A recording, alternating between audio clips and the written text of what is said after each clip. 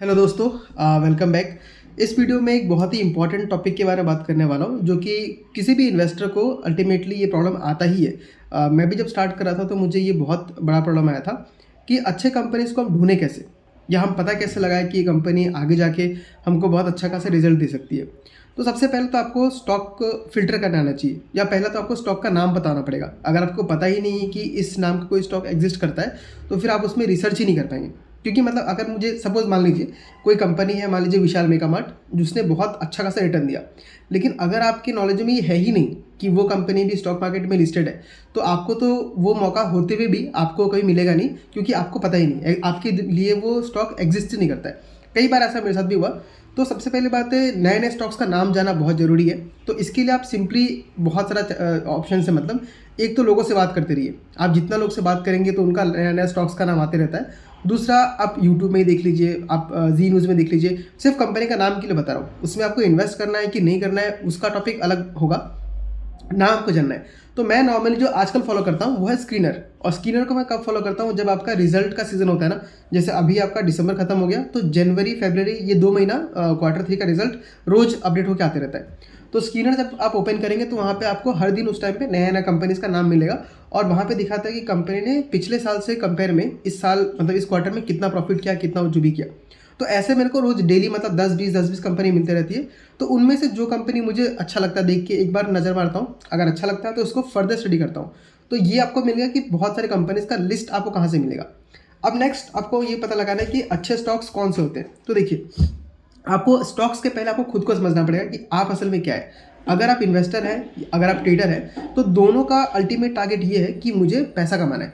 कोई भी ये नहीं चाहता कि मैं पैसा डाल के बैठे रहूँ, 10 साल 20 साल बैठे रहूँ तो पैसा बढ़ जाएगा, ऐसा कोई नहीं चाहता। अगर कोई बोलता भी है तो उससे एक्चुअली आइडिया ही नहीं। क्योंकि मान लीजिए अगर मैं आपको बोलता हूँ कि ठीक है आप एशियन पेंट है या कोई भी कंपनी में डाल दीजिए, आपका पैसा बढ़ेगा कि नहीं बढ़ेगा पता नहीं मुझे, कंपनी अच्छा है बट पैसा बढ़ेगा कि नहीं बढ़ेगा मुझे नहीं पता। क्या आप लगाएंगे? कोई भी नहीं लगाए, क्योंकि वो जो पैसा आप इन्वेस्ट कर रहे हैं वो हार्ड अर्न्ड मनी है। तो सबसे पहले आप ये क्लियर कीजिए कि आप इन्वेस्टर क्यों हैं। आप इन्वेस्टर इसलिए हैं क्योंकि आपको पैसे को ग्रो करना है। आज आपने अगर 100 रुपये लगाया तो आप चाहते हैं कि वो 100 रुपये बढ़ के 110, 120, 100, 1000, 500 जितना भी हो जाए, पैसा ग्रो करना चाहिए। अब पैसा ग्रो कब करेगा? देखिए, आप जब किसी बिजनेस में पैसा लगाते हैं तो वो ग्रो क्यों करेगा, वो ये चीज़ अगर आप समझ जाएंगे आज में, तो आप कल से जाके किसी भी एरे गैरे कंपनी में पैसा लगाएंगे ही नहीं, जितना भी आपका हो जाए। एक सिचुएशन इमेजिन कीजिए कि आप एक इन्वेस्टर है, आपके पास 1 लाख 2 लाख जितना भी है आप लेके खड़े हुए हैं, और आपके पास यहाँ पे 4 कंपनी अलग अलग आके बोल रहा है कि आप मुझको पैसा दीजिए। हम लोग हमेशा क्या सोचते हैं कि मैं इन्वेस्टर हूँ, मुझे पैसा लगाना है। नहीं, आप ऐसा सोचिए कि आप इन्वेस्टर है और कंपनीज आपके पास आ रही है पैसा मांगने के लिए कि आप मुझे पैसा दीजिए, मैं उस पैसे को बिजनेस में लगाऊंगा और आपका पैसा ग्रो करेगा। तो यहाँ से पर्सपेक्टिव आपका बिल्कुल चेंज हो गया। अब आप कंपनीज के पास नहीं जा रहे हो, कंपनीज आपके पास है, आपको उनमें सिलेक्ट करना है या रिजेक्ट करना है। तो यहाँ पे आपके पास एक बहुत बड़ा पावर आ गया। अब आपको कैसे पता चला कि कंपनी आगे जाके ग्रो करेगी या कंपनी, देखिए अल्टीमेटली होता क्या ना, आपने अगर पैसा लगाया तो जब तक उस कंपनी का बिजनेस ग्रो नहीं करता है तब तक उस बिजनेस में लोगों को इंटरेस्ट नहीं आएगा, और तब तक उस बिजनेस का डिमांड नहीं बढ़ेगा, और डिमांड अगर नहीं बढ़ा तो उसका प्राइस नहीं बढ़ेगा, और उस कंपनी का प्राइस अगर नहीं बढ़ा तो आपका जो पैसा इन्वेस्ट किया हुआ है वो भी ग्रो करने वाला नहीं है। तो हमें ऐसे कंपनीज में पैसा इन्वेस्ट करना है जो कंपनीज अपने बिजनेस को ग्रो कर सकती है। ग्रो मतलब क्या? जैसे मान लीजिए आज अगर सपोज मैंने एक दुकान खोला हुआ है और उस एक दुकान से मैं डेली महीने में 100 रुपये का बिक्री करता हूँ, तो ग्रो करने का मतलब क्या है कि अगले महीने मैं 100 रुपये से ज़्यादा बिक्री करूँगा, 120 करूँगा, 130 करूँगा, फिर 150 करूँगा। फिर वो जब दुकान पूरा भर गया, मतलब और ज़्यादा उससे बिक्री नहीं बढ़ रहा है, तो मैंने एक और दुकान खोला, तो अब मेरा 2 दुकान हो गया और मेरा बिजनेस और बढ़ गया। तो जब बाकी लोग देखते हैं कि अरे इसका तो पहले एक दुकान था, अब इसका एक और दुकान बढ़ गया, यानी इसका सेल्स बढ़ रहा है, तो बाकी लोगों को भी मेरे बिजनेस में इंटरेस्ट आएगा और वही पैसा लगाने के लिए आएंगे। तो जब इस तरीके से 4-5 इन्वेस्टर मेरे बिजनेस की तरफ दौड़ के आएंगे पैसा लगाने के लिए, तो मेरे बिजनेस का वैल्यू बढ़ेगा। इस तरह की यही होता है सप्लाई एंड डिमांड, मतलब मेरे बिजनेस का डिमांड बढ़ रहा है और मेरा सप्लाई, दो ही दुकानें मेरे पास है, तो मेरा डिमांड बढ़ेगा इसलिए प्राइस बढ़ जाएगा। तो अल्टीमेटली हमको 2 चीज़ अभी समझ में आया कि आप इन्वेस्टर हैं तो आपका अल्टीमेट एम है कि आपका पैसा बढ़ना चाहिए। दूसरा, आपका पैसा कब बढ़ेगा? जब आप ऐसे कंपनी में पैसा इन्वेस्ट करेंगे जिनका बिजनेस ग्रो कर रहा हो। शेयर प्राइस का बात नहीं कर रहा हूँ मैं, बिजनेस ग्रो करेगा तो शेयर प्राइस के पीछे पीछे भागता है और आपका पैसा ग्रो करवा देता है। अब नेक्स्ट हम लोग आता है कि हम पता कैसे करें कि वो बिजनेस ग्रो कर रहा है कि नहीं कर रहा है। तो ये हम लोग फ्यूचर को प्रेडिक्ट नहीं कर सकते, बट हम कुछ कुछ इंडिकेशंस को देख सकते हैं जिनको देख के हमको आइडिया लगता है कि हाँ ये बिजनेस हमको ग्रो कर सकता है। क्योंकि देखिए, पैसा जो आपको इन्वेस्ट करना होता है, आप कुछ भी कीजिए, ट्रेडिंग कीजिए, इन्वेस्टिंग कीजिए, किसी को भी 100% ये नहीं पता है कि आगे जाके वो बिज़नेस ग्रो करेगा कि नहीं करेगा। तो इसीलिए हमें क्या करना पड़ता है, हमें इंडिकेशंस को देखना पड़ता है। तो देखिए सबसे कॉमन सेंस वाला बात है, आप मुझे खुद बताइए, आपको मैं यहाँ पे 5 सेकंड का टाइम दे रहा हूँ, आप मुझे खुद बताइए कि आप किस बेसिस पे देखेंगे या कैसे पता करेंगे कि इस कंपनी का बिजनेस बढ़ेगा कि नहीं बढ़ेगा, या बढ़ रहा है कि नहीं बढ़ रहा है। आप कमेंट करके मुझे बताइए। ओके, काफ़ी पॉज करके बता सकते हैं। देखिए जहाँ तक मुझे लगता है कि सबसे जो सिंपल चीज़ है जो कोई भी ट्रैक कर सकता है वो ये है कि आपका बिक्री बढ़ रहा है कि नहीं बढ़ रहा है।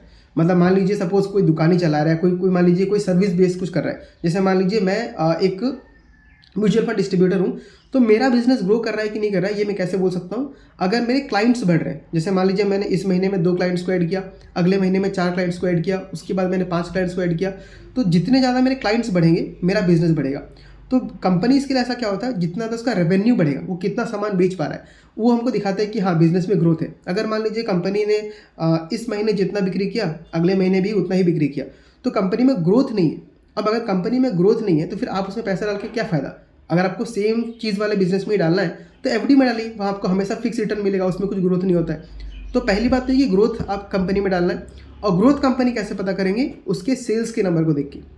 पहला पॉइंट तो ये हो गया, बहुत इंपॉर्टेंट चीज़ है, बहुत ईजिली मैंने बोल दिया है, आपको सुनने में बहुत ईजी भी लग रहा होगा, बट ये बहुत इंपॉर्टेंट है कि अगर बिजनेस में ग्रोथ है तो उसके सेल्स में ग्रोथ होगा ही होगा, और सेल्स में ग्रोथ अगर नहीं है तो उसके बिजनेस में ग्रोथ नहीं होगा, और स्टॉक भी पैसा नहीं बनाएगा।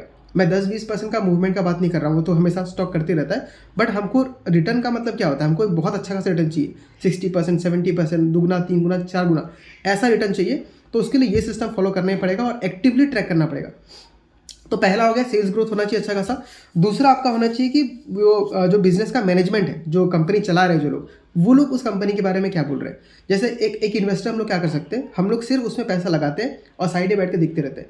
ना मैं वहाँ बिजनेस में बिजनेस करने जा रहा हूँ, ना ही मैं वहाँ पे कुछ व्यूज़ दे रहा हूँ, ना ही मैं एक्टिवली उसमें लगाऊँ। तो मैं उसके बारे में जब बहुत ज़्यादा जान नहीं सकता, लेकिन जो वहाँ बिजनेस चला रहा है, जो गले पे बैठ रहा है, जो कस्टमर से बात कर रहा है, जो सामान बेच रहा है, वो लोग क्या कहते हैं ये हमको जानना बहुत जरूरी है। अब मान लीजिए सपोज आपको जो बिजनेस का जो मैनेजमेंट है वो बोलता है कि हम लोग ने अभी तक तो इतना अच्छा खासा सेल कर लिया, बट आगे जाके हम लोग को लग रहा है प्रॉब्लम होगा। कुछ भी रीज़न हो सकता है, कुछ भी रीज़न, हमको उससे फ़र्क नहीं पड़ता।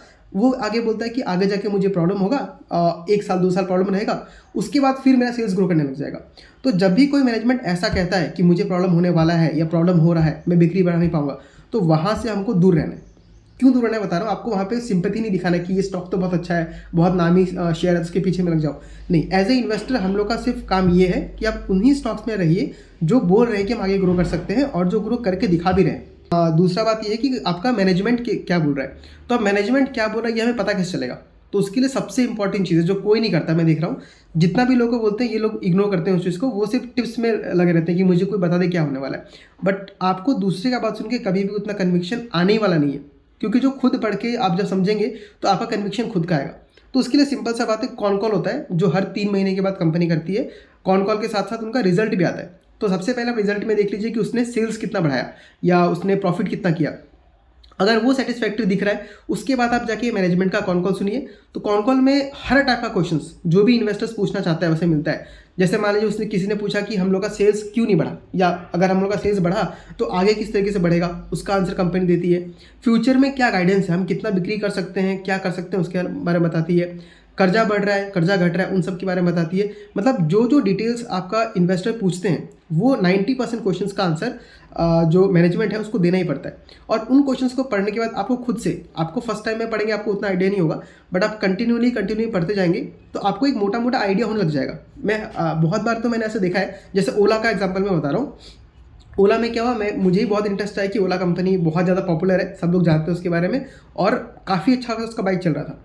तो जब मैंने ओला का वो पढ़ा, कॉन कॉल पढ़ा, तो मुझे उतना क्लियरिटी नहीं हुआ, बट इतना मुझे समझ में आ गया कि ये कंपनी ये बोलने का ट्राई कर रही है कि हम लोग का अभी जो फोकस है वो सेल्स बढ़ाने पे नहीं है, हम लोग का फोकस अभी क्या कि हम प्रॉफिटेबल हो जाए। और दूसरा ये है कि उनका फोकस चेंज हो गया बैटरी की तरफ। तो एज ए इन्वेस्टर मुझे ये चीज़ अच्छा नहीं लगा, नहीं लगा, क्योंकि देखिए अगर उसको ईवी के मार्केट को कैप्चर करना है तो सबसे इंपॉर्टेंट चीज़ क्या है कि आप स्कूटर बना के बेचो, स्कूटर के बहुत ज़्यादा स्केल करो, क्योंकि आपने पिछले 3-4 साल 5 साल में स्कूटर के ऊपर फोकस किया है। लेकिन अब जब आपके स्कूटर में प्रॉब्लम आने लग गया, लोग दिखा रहे हैं कि आपका स्कूटर जल जा रहा है, सर्विस सेंटर पड़ा हुआ है, तो instead of focusing on scooter आप शिफ्ट कर गए किसमें, बैटरी में। तो अगर ओला इलेक्ट्रिक पहले से ऐसा बोलती कि हम बैटरी में ही फोकस करेंगे, बैटरी के ऊपर काम करेंगे, तो मैं उसमें ट्रस्ट कर सकता था। बट स्कूटर में आप पहले आए, स्कूटर जब काम करना बेकार कर दिया तो आपने भी फोकस कहाँ शिफ्ट कर दिया, बैटरी के ऊपर। तो एज ए इन्वेस्टर मुझे ऐसा लगा कि नहीं, इस कंपनी में इन्वेस्ट तो नहीं करना चाहिए। अभी फिलहाल दूर रहो। अगर आपको इन्वेस्ट करना भी है तो और आगे जाके देखो कि जो मैनेजमेंट बोल रही है वैसा कर पा रही है कि नहीं कर पा रही है। तो ये सुन के मैंने क्या किया, उसमें इन्वेस्ट नहीं किया। मैंने इन्वेस्ट करने का सोच रहा था, लेकिन उसी के साथ एक और पैरेलल में कंपनी थी एथर एनर्जी बोल के। तो वो कंपनी को मैंने क्या किया, पहले क्वार्टर में पढ़ा तो वो कंपनी बोल रही है कि हम लोग का साउथ में अच्छा खासा, हम लोग मतलब ऑलमोस्ट नंबर 1 नंबर 2 में है, और हम ट्राई कर रहे हैं नॉर्थ ईस्ट में एक्सपेंड होने का। नॉर्थ ईस्ट मतलब नॉर्थ इंडिया में, आपका ये यूपी, बिहार, महाराष्ट्र, इन सब में जाने के लिए। तो मुझे सुन के बहुत अच्छा लगा। मुझे लगा कंपनी हाँ जैसा बोल रहे वैसा कर रही है। लेकिन उस टाइम पे मैंने उस कंपनी में इन्वेस्ट नहीं किया। मैंने बोला कि चलो एक क्वार्टर और देख लेते हैं कि ये क्या करने वाली है। तो जब सेकेंड क्वार्टर का रिजल्ट आया अभी रिसेंट वाला, तो वहाँ पे कंपनी ने क्या किया है, अपने सेल्स को लगभग 60% से बढ़ाया। मतलब पिछली बार उन्होंने स्कूटी जो बेचा था वो लगभग 40,000 के आसपास बेचा होगा, और इस बार उन्होंने लगभग 60,000 स्कूटर्स के आसपास बेचा है। एग्जैक्टली नंबर मुझे याद नहीं आ रहा। मतलब ग्रोथ काफ़ी अच्छा खासा उन्होंने किया है। और मैनेजमेंट फिर क्या बोल रही है कि हम और ज़्यादा एक्सपेंशन करेंगे, और इस जो Q3 है इसमें हम लोग लगभग 1 लाख स्कूटर्स बेच देंगे। तो अब ये कंपनी के ऊपर मुझे ट्रस्ट बन रहा है, या फिर मैं ट्रस्ट कर सकता हूँ। मैं ये नहीं बोल रहा हूँ कि एथर एनर्जी आगे जाके बहुत आगे ग्रो कर जाएगा। एज ए इन्वेस्टर हमें कैसे पता लगाना है, क्योंकि देखिए हमारा एम क्या है, ऐसे कंपनी में लगाओ जो बिजनेस को बढ़ा सकते हैं, क्योंकि बिजनेस बढ़ेगा तो हमारा पैसा बढ़ेगा। एथर एनर्जी क्या बोल रही है कि हम जो स्कूटर्स बेच रहे हैं आगे और बेचते जाएंगे, और हम लोग फोकस कर रहे हैं नए नए शोरूम्स खोलने में। तो ये चीज़ जो है ये क्या दिखाता है कि आगे जाए कंपनी का सेल्स बढ़ेगा, कंपनी दिखा पाती है तो स्टॉक का प्राइस भी बढ़ेगा। तो मैंने एक क्वार्टर वेट किया, मतलब मैंने रिजल्ट पढ़ा, 3 महीना वेट किया। उस 3 महीने में स्टॉक का प्राइस लगभग 300 के आसपास कुछ चल रहा था, 300 से 500 चला गया था। फिर जब क्वार्टर 2 का रिजल्ट आया तो 500 से 550 के आसपास मेरे ख्याल से गया था क्या, तब मैंने वहाँ पे एंट्री लिया है। तो देखिए अभी मैंने एंट्री क्यों लिया है, क्योंकि अभी भी कंपनी बोल रही है कि आगे हम ग्रो कर सकते हैं। तो क्वार्टर 2 का रिजल्ट के बाद मैं इसमें इन्वेस्टेड हूँ, और क्वार्टर 3 जो अभी आने वाला है आपका जनवरी में, उसका रिजल्ट आ जाएगा। तो वहाँ फिर से मैं कौन कौन को पढ़ूंगा, और ये सुनो कि कंपनी बोल कह रही है। अगर कंपनी बोलती है कि नहीं अभी ये मान लीजिए हम लोग स्कूटर का प्राइस बढ़ा रहे हैं, तो उसकी वजह से हम लोग का सेल्स गिर सकता है, तो उसमें से मैं क्या करूँगा, फिर से थोड़ा बहुत एग्जिट कर लूँगा, या फिर उसमें एक्स्ट्रा पैसा तो मैं बिल्कुल डालने वाला नहीं हूँ। तो इस तरीके से करके आपको कम से कम 10-20 कंपनी ढूंढना है, और उन 10-20 कंपनी आपको इन्वेस्ट कर देना है। अब उसके बाद हमें क्या करना है, देखिए हमने 20 कंपनी में इन्वेस्ट कर दिया, तो अब ऐसा जरूरी नहीं है कि आपका 20 का 20 कंपनी जैसा बोल रही है वैसा करेगी। नेक्स्ट क्वार्टर में आपको क्या ट्रैक करना है कि इस कंपनी ने पिछली बार जो बोला था वैसा किया कि नहीं किया। तो पहला चीज़ आप क्या ट्रैक करेंगे, उसका सेल्स ग्रोथ को देखिए। अगर मान लीजिए पहले वो सेल्स ग्रोथ कर रही थी 30% 40% से, और अभी अगर उसका सेल्स ग्रोथ घट के 10% आ गया, 20% आ गया, तो आपको इमीडिएटली क्या करना है, उसमें पैसा ऐड नहीं करना है। जो भी हो जाए उसमें पैसा ऐड नहीं करना है। फिर कॉन कॉल जब आएगा तो कॉन कॉल को सुनिए, और उसमें मैनेजमेंट कमेंट्री क्या दे रही है। कभी कभार ऐसा हो सकता है कि किसी एक क्वार्टर में किसी भी रीज़न से आपका यहाँ पे थोड़ा सेल्स डाउन हो गया, बट आगे जाके उसका सेल्स फिर से 30-40% पकड़ लेगा। तो उस टाइम पे आप फिर से वहाँ पे ऐड कर सकते हैं, but depending on what management is trying to say. Ultimate बात यही है, 2 चीज़ बस फोकस कीजिए। मैं गारंटी दे सकता हूँ कि आपका किसी भी आप ऐसे गलत स्टॉक में तो पैसे डालोगे नहीं, और बहुत लंबे समय तक फंसे नहीं रहोगे, क्योंकि जो भी कंपनी खराब कर रही है आप उसमें से निकल जा रहे हो, और उस पैसे को इन्वेस्ट कर रहे हो ऐसी कंपनी में जो बेटर परफॉर्म कर रहा है। अब मान लीजिए 20 जो कंपनी था उनमें से मान लीजिए 5 कंपनीज ऐसा निकले जिन्होंने बोला कि हम लोग सेल्स ग्रो नहीं कर पाएंगे, या बिल्कुल झूठ बोल रही थी, तो उनका स्टॉक प्राइस करेक्ट होगा ऑफकोर्स। तो आपको उसको रुके नहीं रहना है कि मेरा प्राइस वापस उस शेयर पे आएगा तो मैं उसको बेच दूंगा, बिल्कुल भी नहीं। जितना पैसा बचा है उसको निकालिए, और जिन कंपनी ने अच्छा परफॉर्म किया है, जिन्होंने बोला था कि हम ऐसा ग्रो करेंगे और वैसा ग्रो कर दिया है, और आगे भी ग्रो करने का बात करें, उस कंपनी में उस पैसे को डाल दीजिए। तो आपने यहाँ पे 2 काम किया। जो कंपनी खराब कर रही थी, जो वीड्स थे, जो बेकार है, उसको आपने हटा दिया, उसमें से पैसा निकाल लिया। दूसरा जो कंपनी अच्छा कर रही थी उसमें आपने और पैसा को डाल दिया।